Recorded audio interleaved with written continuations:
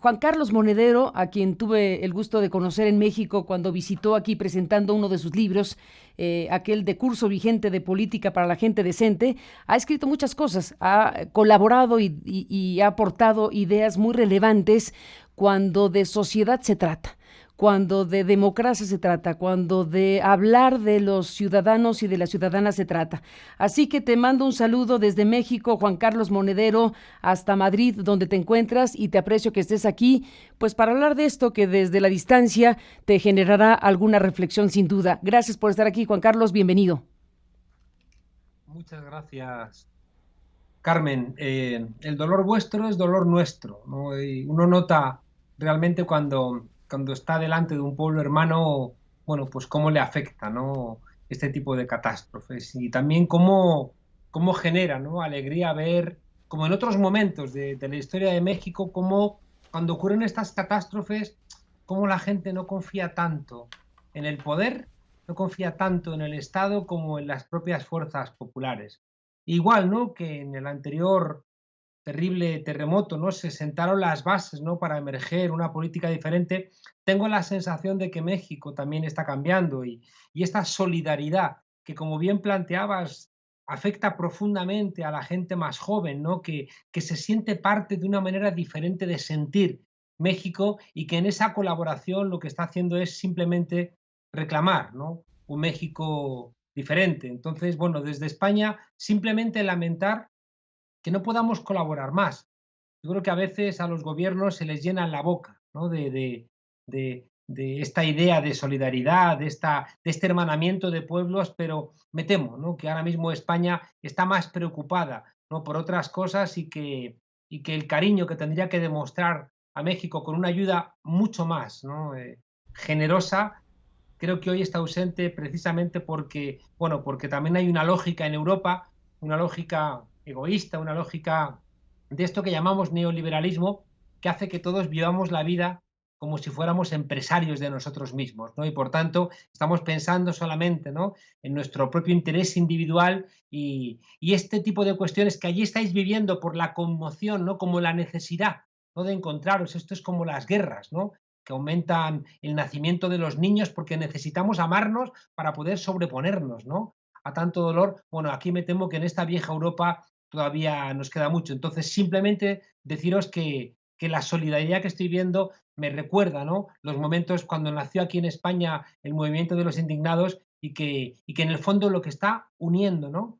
A este pueblo es un amor y un reencuentro entre los humildes y aquello que decía, ¿no? Un escritor de que los pueblos, ¿no? Se unen por las bases y se separan por los picos de las montañas.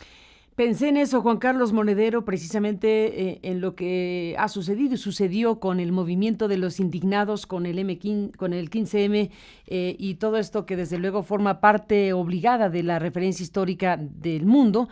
Y me gustaría, Juan Carlos Monedero, que nos ayudaras a, bueno, que nos compartieras lo que fue ocurriendo con esa masa humana, con esa ola ciudadana que se manifestaba en las calles, que tenía un impulso de reclamo de muchas cosas y que acabó con un tipo de organización que en este caso se convirtió en Podemos y de otras maneras, pero aquí lo que me parece importante en un momento como el que vive México es empezar a plantear las preguntas y eventualmente las respuestas de hacia dónde se puede dirigir un país que está en shock, un país que está en las calles, un país que tiene una respuesta muy vigorosa frente a la tragedia, pero que en algún punto las preguntas que empiezan a surgir es si este será o no el parteaguas que México necesita. Me acuerdo de aquello que escribiste de dormíamos y despertamos, este fenómeno que puede quedarse en la tragedia misma y en el enfrentamiento de la emergencia, pero que también puede ser un punto detonador de organización social distinta a la que hoy México tiene, o que mejor dicho, no tiene. ¿Qué vivieron ustedes? ¿Cómo se dieron las cosas? ¿Cómo se organizó la gente? ¿Cómo fueron sucediendo los fenómenos de comunicación entre las personas? ¿De organización? ¿De qué manera? ¿Qué nos podrías compartir desde allá pensando en el acá? Has planteado una cosa, Carmen, que creo que es muy relevante. El 15M nunca fue una respuesta, el 15M fue una pregunta. De hecho, dos. Se le preguntó a a la democracia representativa porque no me representa. Y se le preguntó a la economía, que en España, según la Constitución, es una economía social, ¿por qué trataba a la gente como mercancías? ¿No? ¿Por qué había gente que era trabajadora y pobre? ¿No? ¿Por qué había gente que no llegaba a fin de mes? ¿Por qué los abuelos no llegaban con su pensión, ¿no?, a poder tener una vida digna? ¿Por qué había gente que no volvía a poder entrar en la universidad? ¿Por qué a la gente le quitaban los ahorros de su vida, que estaban puestos en las viviendas? Y al mismo tiempo, como lo recordáis, en México estábamos rescatando a los bancos. Y fíjate, Carmen, que me encantaría poder trasladaros algo que creo que es muy importante para México ahora mismo, que lo relevante fue que esas preguntas lo que construyeron fue dos cosas, que ojalá se estén ahora mismo armando en México. La primera es construir un relato diferente, un relato que nos contaba que los ricos no pueden solucionar los problemas de las mayorías, que tú no puedes elegir a un rico, ni a un guapo, ni a un galán de telenovela pensando que esa imagen de los medios de comunicación se va a trasladar de alguna manera a la posibilidad de solventar tu vida. Y en segundo lugar, después de plantear que hay que elegir a representantes realmente implicados con el pueblo, la segunda cuestión que hizo el 15M fue, ya digo, junto a este cambio de relato, fue repolitizar a la ciudadanía. Y esas dos cosas son dos elementos que ojalá que estén en marcha en México. Uno es la repolitización social, es decir, entender que solo el pueblo salva al pueblo, y por otro lado, un relato que establezca que no pueden ser los de siempre los que solventen los problemas de México. El 15M tardó 3 años, ¿no?, en encontrarse a sí mismo, porque ese proceso horizontal, donde había que darse respuestas a sí mismos, fijaos que era muy importante en el 15M, que había gente ahí que éramos profesores, pero no contábamos las cosas intentando bajar línea, sino que dejábamos que la gente siguiera sus propias explicaciones. ¿Y por qué te digo, Carmen, que para mí es esencial, pero esencial, que México se repolitice y, en segundo lugar, que construya un relato diferente? ¿Sabes por qué? Porque creo que México ha sido engañado demasiadas veces y me dolería muchísimo que esta fuera otra. México creyó que iba a encontrar, ¿no?, también como un efecto, ¿no?, del terremoto, iba a encontrar una política diferente y se cayeron los sistemas electorales. México pensó que con la obtención del gobierno por el PAN iban a cambiar las cosas, y el PAN fue incluso casi peor que los 70 años del PRI.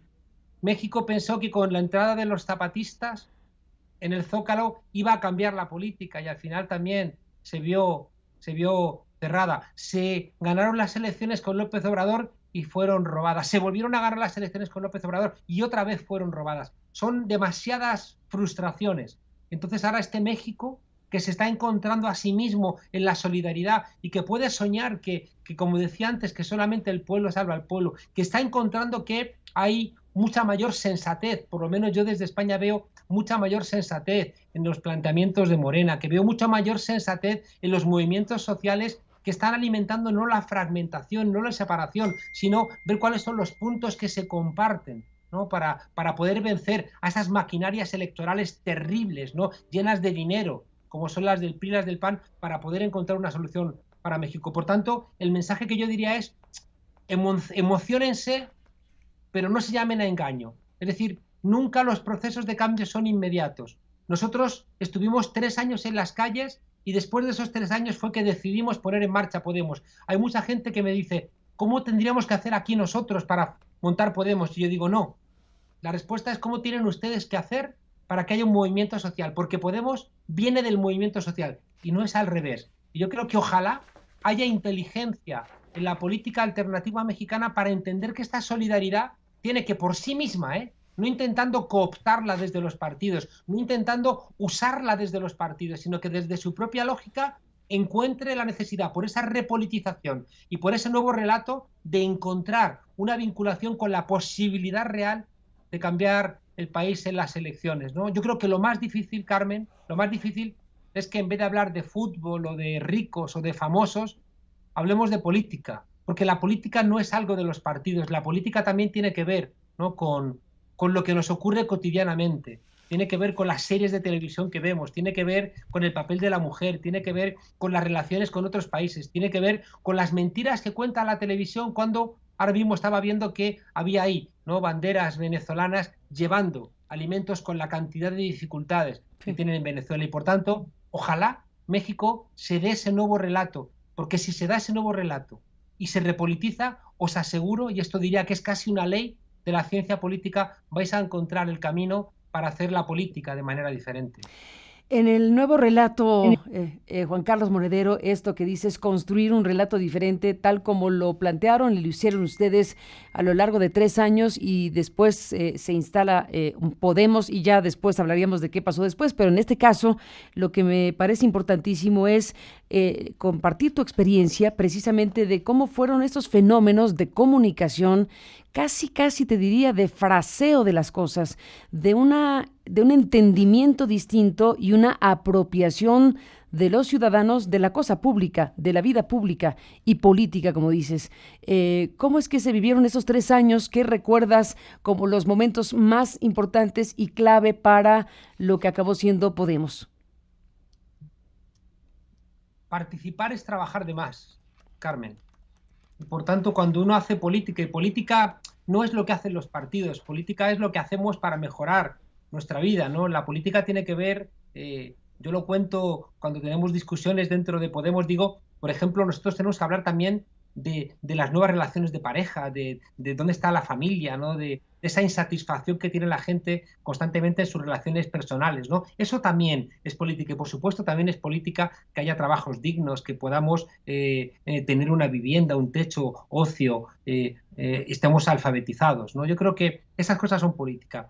Y nosotros entendimos, Carmen, que había que hacer política donde se estaba de alguna manera dibujando la política. Siempre he dicho que antes los revolucionarios, y cuidado, revolucionarios hoy en día no es pegar tiros.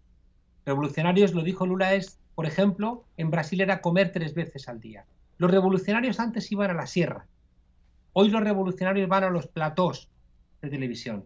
No podemos regalarle, ¿no?, la comunicación, no podemos entregarle la construcción de la verdad a los mentirosos, ¿no? A los que, si me permites una broma, hacen como aquello de Groucho Marx, ¿no? Cuando entra su mujer y le encuentra en la cama con otra, y Groucho Marx le dice a su señora, ¿a quién vas a querer, mi amigo o a tus propios ojos, ¿no? Entonces, de alguna manera, creo que la política nos dice eso, nos están engañando, nos roban, se quedan con el dinero público, hacen desfalcos, son corruptos, y encima nos dicen, ¿a quién vas a querer? ¿A ti o a lo que yo te estoy contando? Nosotros lo que hicimos fue irnos a los medios de comunicación, y cuando los medios de comunicación no nos hacían caso, nos fuimos a las redes sociales, nos fuimos a las calles, dimos clase en las calles, es decir, intentamos ir haciéndonos un hueco, ¿no? ¿Y qué ocurrió? Y hay una parte que yo creo que es muy importante y hace falta que... Es verdad que el mundo está muy complicado y tenemos razones para ser pesimistas, pero tenemos que ser pesimistas esperanzados. Porque si solamente eres pesimista ya te han derrotado. Si de repente tu mirada es tan oscura, tan sin camino, tan way out, ¿no? Que no puedes encontrar soluciones, es que ya te han derrotado. Yo creo que tenemos derecho a ser pesimistas, pero seamos pesimistas esperanzados u optimistas trágicos, ¿no? Entonces, en ese optimismo encontramos con que ese lenguaje que nosotros transmitíamos a través a veces de pequeños programas en un pequeño barrio de Madrid, en una televisión local, de repente empezaron a escucharse porque estaban cargados de verdad y estaban cargados de eso mismo que estaba sintiendo una mayoría del pueblo. Nosotros dedicamos mucho tiempo a las redes sociales.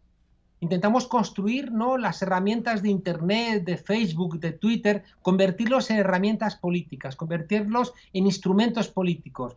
Buscamos, fíjate, sin la pretensión de llegar a millones, sino llegaremos a los que lleguemos. Nos fuimos a hacer programas que inicialmente eran modestos, pero que fueron creciendo hasta que interesaron a los grandes medios. Yo creo que no tenemos que ser ingenuos, ¿no? El poder sabe que a través de los medios de comunicación nos convierte a nosotros mismos en policías, nos encarcela en nuestra propia mente. Y por tanto, tenemos que dar la lucha también ahí, en los medios de comunicación, como sea. Nosotros lo hemos hecho hasta el punto en que al final, hoy los medios de comunicación no pueden ignorarnos, pueden tergiversar lo que decimos, intentan construir mentiras, pero ya les cuesta mucho trabajo ocultarnos, ¿no? Porque la gente nos demanda, y si no salimos en los grandes medios, la gente nos va a buscar a otros lugares donde saben que pueden escuchar lo que nosotros decimos, ¿no? Yo creo que decía Ferdinand Lassalle, y después es una idea, un revolucionario alemán, y después es una idea que tomó Gramsci, ¿no? Este hombre grandioso, ¿no?, pequeño físicamente, jorobado, pero lleno de alegría, lleno de emoción, que nos trasladó la idea de que la verdad es revolucionaria. Yo lo he visto muchas veces cuando he ido a México, ¿no? Que cuando debates con supuestamente los grandes prebostes del poder, sean mediáticos o políticos, son gente de paja, Carmen. Es decir, yo que te llevo siguiendo, por ejemplo, en tu programa mucho tiempo, siempre he visto la fuerza de tu programa en qué descansa, en que dices la verdad, aunque te castiguen, aunque te castiguen. Y yo creo que la posibilidad de que tú estés anclada en el futuro y no en el pasado es que no te has dejado derrotar cediendo, ¿no? Parcelas de verdad por tener un espacio en otros lugares. Hoy en España los grandes medios que construyeron la transición, como el diario El País o el Grupo Prisa, hoy la gente se envuelve bocadillos de sardinas en esos mismos editoriales que antes eran capaces de tumbar a un ministro o a un presidente. Son medios que se han convertido en empresas de medios de comunicación y por tanto ya no valen, ¿no? Yo creo que tenemos que entender lo que decía, ya digo, Gramsci, de que la verdad es revolucionaria y que tenemos que ser capaces de defenderla y que puede ocurrir lo que nos ocurrió a nosotros, ¿no? Que nosotros íbamos echando gotas en el vaso y un día no sabemos por qué hubo una gota que lo desbordó y hoy son 5 millones de votos, 71 diputados, sin pedir ni un euro a los bancos, siendo capaz, ya digo, de haber roto, ¿no?, el sistema bipartidista y siendo un partido político que es el que tiene soluciones a los problemas terribles que tiene España, incluido el catalán. Pero ¿sabes por qué es eso? Y es porque no hemos sido capaces de negociar con nuestras parcelas de verdad. Yo creo que cuando uno hace eso, creo que al final las mayorías lo identifican, ¿no? Y el ser humano es muy poquita cosa, Carmen. Vivimos muy poquito tiempo, la vida está llena de contradicciones y necesitamos dotarnos de sentido, ¿no? Y al final, cuando uno dice la verdad, cuando uno ayuda a los demás, cuando algo que dicen las abuelas en España, cuanto más das, más recibes. Esa lógica de sentido, cuando la trasladas a la política, se convierte en una fuerza muy, muy poderosa. Y bueno, desde luego allá y acá el tema jóvenes es crucial. Evidentemente el componente principal de lo que estamos viendo en México, estos miles de hombres y mujeres que están quitando escombros, repartiendo agua, mandando medicamentos, etcétera, esencialmente son jóvenes. Allá supongo que el asunto era igual. Claro, porque, ¿sabes por qué? Por dos cosas, ¿no? Por un lado, porque es verdad que la juventud está construyendo qué va a ser de mayor, ¿no? Y por tanto está balizando, está construyendo los límites en los que se va a mover. Y si construye generosidad, sabe que va a vivir una vida de generosidad, mientras que si se articulara en el egoísmo, que le ocurre a jóvenes, ¿no?, que quieren ser como sus mayores y dedican su vida a estudiar Master of the Business and Administration, ¿no? Y de repente son viejos, ¿no?, con 30 años, mientras que hay otra gente que lo que está haciendo es, de alguna manera, vivir en un diálogo que le va a merecer la pena la vida. Dicen los indígenas, lo hemos aprendido, una vida que merezca la pena ser vivida. No puede ser que en esta necesidad que tiene México pueda haber gente que esté mirando para otro lado o que esté escondida, ¿no?, en su tranquilidad, en su zona de confort, ¿no? Yo creo que esa gente que está ayudando son personas que están sintiéndose útiles y que por tanto están encontrando una razón para vivir. Y al mismo tiempo, Carmen, hay una frase muy cínica que a mí me parece terrible, que es esa que dice: el que a los 20 años no es un revolucionario es que no tiene corazón, y el que sigue siendo a los 50 es que no tiene cabeza. Es una frase cínica, es una frase de cobardes, es una frase de la gente que ha renunciado a sus luchas, es gente envejecida, ¿no? No por cuestiones físicas, sino por cuestiones ideológicas. Son gente que vive engañada, que vive en el engaño, que vive traicionada. Son vidas tristes, ¿no? Yo creo que al contrario, ¿no?, cuando uno vive con los demás, la vida se ensancha, ¿no? Yo creo que, si es que, como te decía antes, lo saben las abuelas, ¿no?, que son sabias. Cuanto más das, más recibes, ¿no? Y cuando tú vives una vida de generosidad y de apertura, tú estás conectando de alguna manera con más gente que va a estar dispuesta de alguna manera a escucharte y a atenderte. A veces es terrible que tenga que ocurrir una catástrofe, ¿no?, como la que ha vivido México, para que nos demos cuenta de que nos necesitamos los unos a los otros, ¿no? Y de que no sirve, ¿no?, tener muchos bienes si a tu alrededor lo único que hay es pobreza, ¿no? Y que al final es mucho más sensato una vida donde la riqueza está redistribuida, donde donde la alegría de los demás puede formar parte también de tu alegría, donde no tiene sentido, ¿no?, de que tú puedas cuidar tu salud cuando hay gente que tiene una esperanza de vida 20 años menor que la tuya, ¿no? Eso es una suerte de guerra civil y yo lo he vivido en México. Yo he vivido en México una guerra civil silenciosa, cuando dependiendo del lugar en el que vivías, la esperanza de vida podía ser, ¿qué?, diferente en 15, en 20 años. Es como si a determinada gente, cuando llegaba a determinada edad, la pusieran contra una pared y allí mismo la fusilaran, ¿no? Yo creo que esta gente en la calle en México está reclamando un principio de igualdad que está en la Constitución de México, que está en la independencia de México, que está en la enseñanza de los pueblos originarios y que hace, ¿no?, que México no pierda la alegría. Y hay una cosa que siempre me ha fascinado, ¿no?, y es esa capacidad de México que tiene de alegría. Pero cuidado, también te diría que a veces esa alegría, Carmen, la he visto convertida en cinismo, ¿no?, en el cinismo de la gente que, como tiene que soportar esas enormes desigualdades, tiene que darse explicaciones de por qué puede convivir al lado de gente que vive en condiciones tan deterioradas respecto a la propia, ¿no? Y al final hay un México cínico, ¿no? Y yo creo que lo que estoy viendo en las imágenes en México ahora es un México alegre y verdadero que está compitiendo, ¿no? Compitiendo con ese México cínico que desgraciadamente, ¿no?, está también representado en los partidos políticos tradicionales. Juan Carlos Monedero, déjame ir a esta parte de lo que está pasando en México y que está asociado precisamente a lo que tú dices, el poder.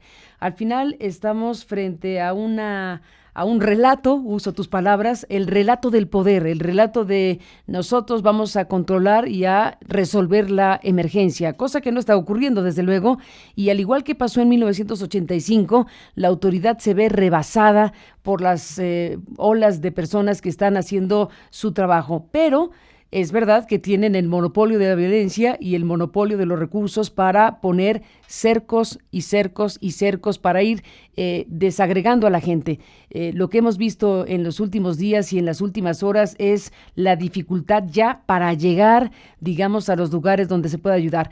Puede haber ciertos criterios que se pueden entender de razones sanitarias o de riesgo por el colapso de los edificios, que se podría entender por qué la gente no podría pasar porque hay riesgo para ello. Pero también hay una idea, y me parece que un componente importante es de que más que coordinar autoridades y ayudar a coordinar el trabajo de los civiles y de los ciudadanos con las autoridades para el rescate, lo que aquí da idea es que quieren controlar a esa masa, hacerla, dispersarla, hacer que se divida, que haga un intento y no llegue porque hay uno, dos, tres, cuatro cercos para llegar.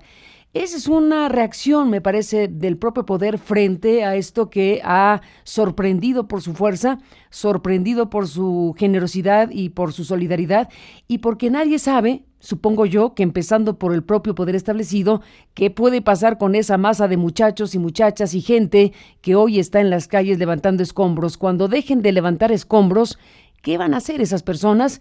Supongo que se lo pregunta a todo mundo, empezando por quien hoy detenta los poderes.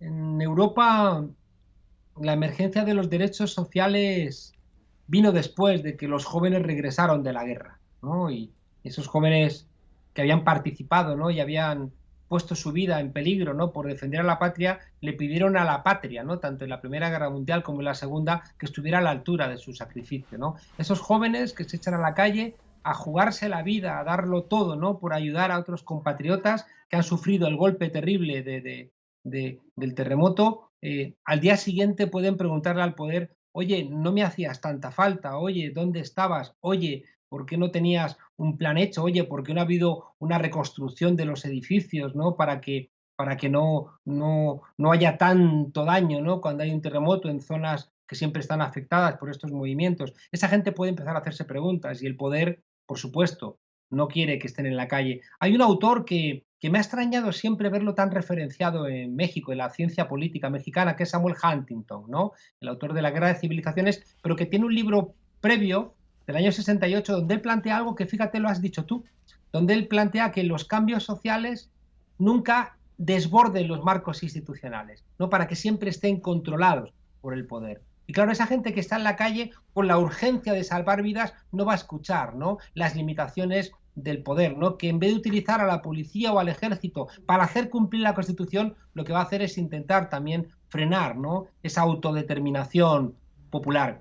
Del terremoto del 85 salió, ¿no?, la emergencia, ¿no?, de la posibilidad de cambio en las elecciones, si mal no recuerdo, del 88. Yo creo que de este movimiento popular, donde el pueblo se empodera, donde el pueblo se da cuenta de que el poder nunca está a la altura, ¿no?, donde el gobierno mexicano no está a la altura, ¿no?, de este drama social, y puede empezar a decir, bueno, necesitamos otro gobierno, y para conseguir otro gobierno necesitamos también encontrarnos a nosotros mismos. El poder se da cuenta, ¿no?, y por eso prefiere, ¿no?, disolver ese movimiento popular, intenta frenar, ¿no?, porque después de mirar, ¿no?, entre los escombros, pues también seguramente querrás mirar, ¿no?, dónde están las fosas, ¿no?, de tanto asesinado durante esos gobiernos del PRI, del PAN, y vas a buscar también dónde está escondido todo el dinero que han robado, y vas a buscar, ¿no?, dónde están escondidas las riquezas, ¿no?, de estos políticos que están tan alejados, ¿no?, del nivel de vida de la mayoría de México. Y al final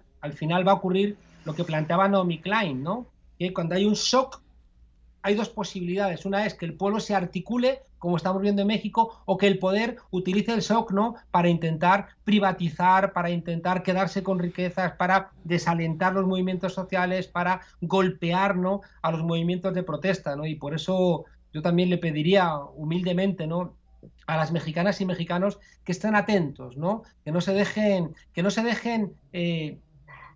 fragmentar, ¿no?, porque una de las herramientas centrales del poder es separarnos, ¿no?, porque separados no nos damos cuenta de que somos muchos. En la Grecia clásica estaba prohibido que los esclavos vistieran igual, para que no se viera que eran tantos, ¿no? De la misma manera, creo que ese pueblo en la calle haciendo cosas para los demás es un mensaje político demasiado hermoso, ¿no?, para que lo pueda aguantar el gobierno del PRI o la élite política del PAN. Juan Carlos Monedero, cerremos, te propongo, con dos cosas rápidas.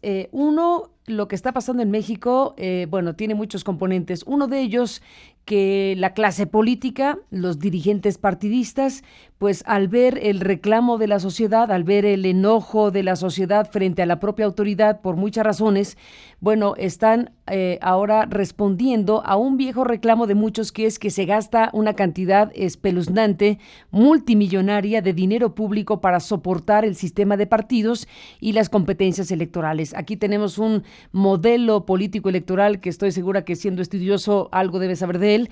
Este modelo político electoral, un sistema de comunicación político electoral basado fundamentalmente con dinero público, y es una maquinaria pues muy costosa, que el año que entra, que tenemos una mega elección en todo el país, 2018, está presupuestado 25,000 millones de pesos, que es una cantidad bastante respetable, una locura en términos de la realidad mexicana, y ahora peor con motivo de este desastre.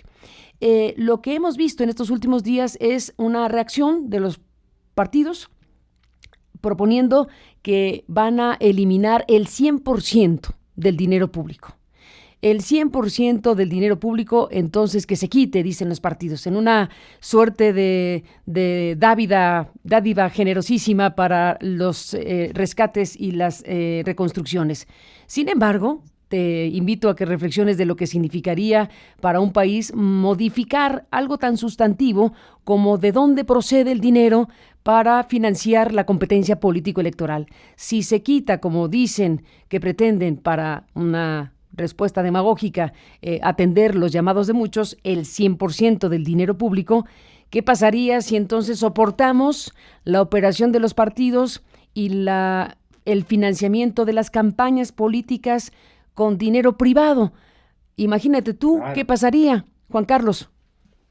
Bueno, pues es bastante evidente que uno se imagina al narco, ¿no?, financiando la política directamente, ¿no? Uy. Y sobre todo conociendo a los partidos tradicionales de México, no le harían muchos ascos a ese dinero proveniente del narco. Lo hemos visto en Colombia, claramente cómo han financiado, ¿no?, hasta más de un tercio, ¿no?, del gobierno colombiano de la fuerza vinculada a Uribe, ¿no? Yo creo que privatizar la política es entregarla a los poderosos, y desgraciadamente un sector de los poderosos hoy tiene que ver con el narco, ¿no? Y por tanto creo que sería un disparate. Otra cosa bien diferente es que se ponga tasa, ¿no?, a las campañas, pero para eso, ¿sabes qué habría que hacer, Habría que recuperar, Carmen, algo que no es tan sencillo si no se tiene la voluntad, y es recuperar la información como un bien público.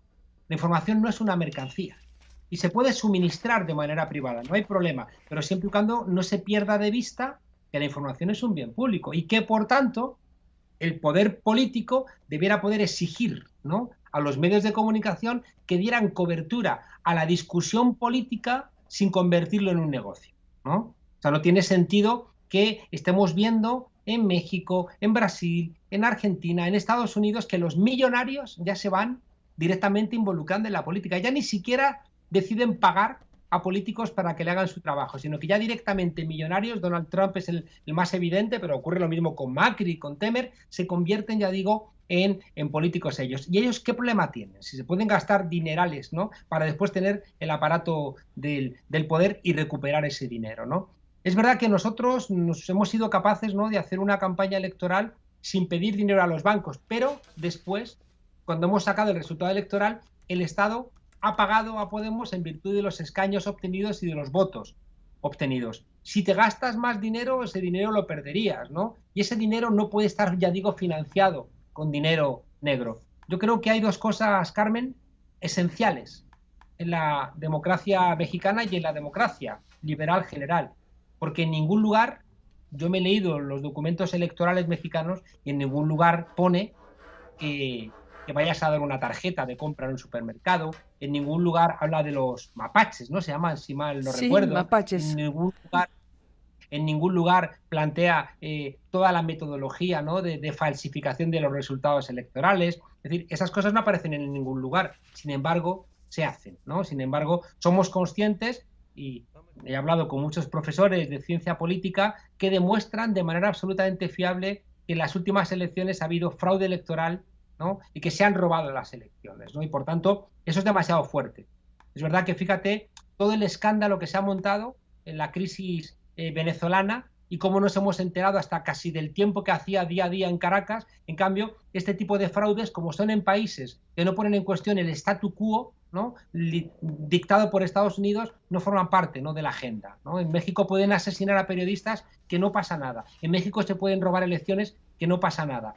Y creo que en ese sentido te decía que creo que hay dos elementos esenciales, ¿no? Una es una reforma electoral que implique, ¿no?, de una manera absolutamente nítida qué se puede gastar, qué no se puede gastar, multas, penas de cárcel para los que hagan trampas, sin ningún tipo de duda. Y en segundo lugar, creo que es muy importante una ciudadanía implicada en la política que saque el negocio, que saque a las empresas de marketing, que saque a las encuestadoras, que saque a las empresas de medios de comunicación, que saque el negocio en torno a las elecciones, que lo que hace al final es falsificar la voluntad de las mexicanas y de los mexicanos, y que se traduce en que la mitad, es decir, 1 de cada 2 mexicanos y mexicanas, decide que no le interesa ir a votar, y eso es un fraude electoral también. Así que ojalá, ¿no?, espero estar pronto con vosotros, ojalá, ¿no?, entre todos, cada uno desde nuestro espacio, podamos ayudar, ¿no?, a esa repolitización de México que implique, ya digo, construir ese relato donde entendamos, ¿no?, que tú no puedes delegar la política. Tú no puedes delegar lo que tiene que ver con tu día a día, ¿no? Porque entonces, si lo delegas todo, te quedas desarmado cuando las cosas vienen mal dadas, ¿no? Y al final hay algo que yo le cuento a mis alumnos: entender el mundo de la política es hermoso, entender cómo funcionan las cosas es hermoso. Y decía Alexander von Humboldt que una de las mayores satisfacciones que tenemos los seres humanos es entender las cosas. Este pueblo de México en la calle está entendiendo cosas, ¿no? Y ojalá ese entendimiento lo ponga al servicio de un México que ya se va mereciendo una democracia de mayor densidad. Sin la menor duda, déjame hacerte una pregunta que puede ser o tonta o esencial, tú escoge. ¿Qué es la política? Mm. La política es autoayuda colectiva. En un mundo donde nos están planteando de alguna manera, ¿no?, que vayamos a lo nuestro, que seamos empresarios de nosotros mismos, que compremos un libro de autoayuda para solventar nuestras insatisfacciones, la política es autoayuda colectiva, ¿no? La política viene de polis, viene de ciudad, es el encuentro, ¿no?, de seres humanos que compartimos muchas cosas, ¿no? La política es ese acuerdo, ¿no?, básico para dictarnos las normas de convivencia. La política es ese momento en donde las ventajas de la vida social solos no podríamos. Esta noche, si alguien quiere ir a cenar a un restaurante, alguien habrá cuidado a la res, la habrá sacrificado, la habrá llevado al restaurante, la habrá cortado, la habrá cocinado, sazonado, alguien habrá sembrado los árboles para las verduras, para el aceite. Es decir, ni siquiera, no ya digo siendo muy rico, si no hubiera una estructura social, no podrías beneficiarte. Vivimos en sociedad y todos nos beneficiamos de la vida social. Lo que no tiene mucha explicación es que unos trabajando mucho disfruten tan poco y otros trabajando tan poco disfruten de tanto. En la política es la que de alguna manera le levanta los tejados a la realidad y nos iguala, ¿no? Nos mira frente a frente. En uno de los libros más antiguos de la política, que es la política de Platón, la República de Platón, ahí nos planteaba con una metáfora que la madre tierra nos ha, ¿no?, parido a todos, ¿no? Y que a unos les ha hecho empresarios, a otros trabajadores, a otros soldados, a otros filósofos, pero que todos somos hijos, ¿no?, de la misma madre. Esa metáfora contaba Platón que es necesaria porque la igualdad es una tensión humana. La igualdad, a veces no para nosotros, pero sí para nuestros hijos, es una tensión que hace que las sociedades se muevan. Y la política de alguna manera es la gestión, ¿no?, de ese anhelo de igualdad. Por eso, cuando la política es democrática, ese anhelo de igualdad se convierte en algo dialogado, en algo pacífico, en algo que nos llena de alegría. Y por eso la política, que a menudo es como el rostro de la maldad, del cinismo, de la mentira, cuando lo protagonizan los pueblos se convierte en algo que nos llena de alegría. Y te lo digo ahora que está a punto de cumplirse el 100 aniversario de la Revolución Rusa, que es responsable de tantas de las cosas que hoy definimos como que merecen la pena, ¿no? Pese a todo, ¿no?, las paladas de oscuridad que vinieron detrás, ¿no?, en la historia de Rusia, sin esa revolución, pues seguramente los trabajadores no tendrían derechos, las mujeres no votarían, los niños no tendrían niñez, los ancianos no tendrían vejez, seguiríamos siendo iletrados, la guerra sería, ¿no?, el cauce de solución de los conflictos, etcétera, ¿no? Y por tanto, no nos olvidemos, y para mí eso es el corazón de la política, que solo el pueblo salva al pueblo. Juan Carlos Monedero, te aprecio mucho que nos hayas tomado esta comunicación para hablar desde Madrid hasta México en un momento como este, con estas ideas, con estas palabras, con esto que desde luego nos mueve, y de eso se trata, como tú planteaste hace un momento, de construir un nuevo relato, de construir una nueva situación para México, y hoy la sociedad, o una buena parte de la sociedad, está en las calles, está organizándose, está ayudando a los otros, y este momento puede o tiene que ser, pienso yo, un punto de quiebre. Deseo que sea un punto de quiebre para México hacia una nueva circunstancia en donde, como dijiste hace un momento, México pueda tener una democracia de mayor calado y no lo que hemos tenido en los últimos años. Así que, Juan Carlos, te mando un abrazo y sigamos al habla. Gracias, Carmen. Dicen los biólogos que quien cree a los mentirosos no es antepasado de nadie, y es muy difícil que ese pueblo que está en la calle pueda ser engañado. Así que toda mi solidaridad, mucha fuerza, y ojalá pueda veros pronto. Será un gusto, Juan Carlos. Un abrazo y nos veremos en México cuando estés por acá. Gracias y buenos días desde México. Buenas tardes para ti en este momento. Pues ahí